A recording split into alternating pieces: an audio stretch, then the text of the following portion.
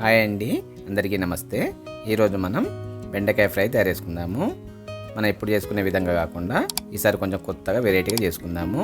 మనం ఫంక్షన్లలో చేసుకునే బెండకాయ ఫ్రై కంటే ఇది చాలా బాగుంటుంది. అట్లనే ఇది అన్నంలకైనా చపాతీలకైనా సూపర్ టేస్టీగా ఉంటుంది. మీరు కూడా మీ ఇంట్లో ఒకసారి ఈ విధంగా బెండకాయ ఫ్రై తయారు చేసుకొని చూడుర్రి, మస్తు మంచిగా ఉంటుంది. ఇక ఇప్పుడు మనము ఈ బెండకాయ ఫ్రై తయారు చేసుకుందాము. నేను ఇక్కడ ఒక పావు కేజీ మంచి లేత బెండకాయలను తీసుకున్నా. మీరు బెండకాయలు తీసుకునేటప్పుడు బెండకాయల కొనలను విరగొట్టి చూసుకోవాలి. విరిగిపోతే లేతగా ఉన్నట్టు, అవి విరగకుండా వంకర పోతే ముదిరిన బెండకాయలు అన్నట్టు. ఇక ఈ బెండకాయలను మంచిగా నీళ్ళతోటి శుభ్రంగా కడిగి ఆరబెట్టుకోవాలి.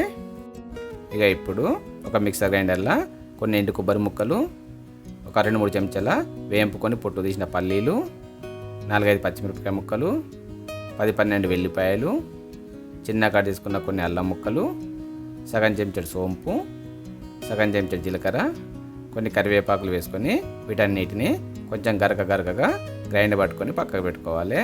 మెత్తగా గ్రైండ్ పట్టుకోవద్దు. ఇక మనం కడిగి పెట్టుకున్న బెండకాయలు ఆరిపోయినాయి కదా. ఇక ఇప్పుడు వీటిపైన ఉన్న తోడుమెల్ని కట్ చేసుకోవాలి.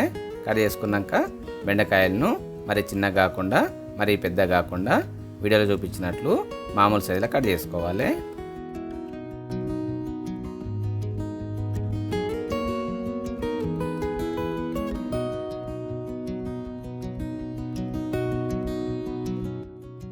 ఇక మనము బెండకాయలు కట్ చేసుకున్నాం కదా. ఇక ఇప్పుడు స్టవ్ మీద ఒక కడాయి పెట్టుకొని దీంట్లో ఒక 2-3 చెంచాలు నూనె పోసుకోవాలి.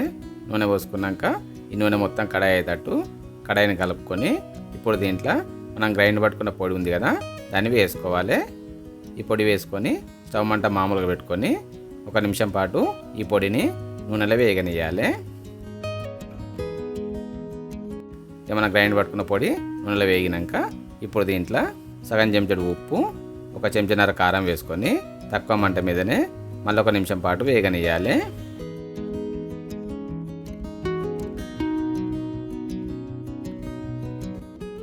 ఒక నిమిషం అయినాక ఈ పొడిని తీసి పక్కకు పెట్టుకోవాలి. ఇక ఇప్పుడు ఇదే కడాయిలో మళ్ళీ 2-3 చెంచాల నూనె పోసుకోవాలి.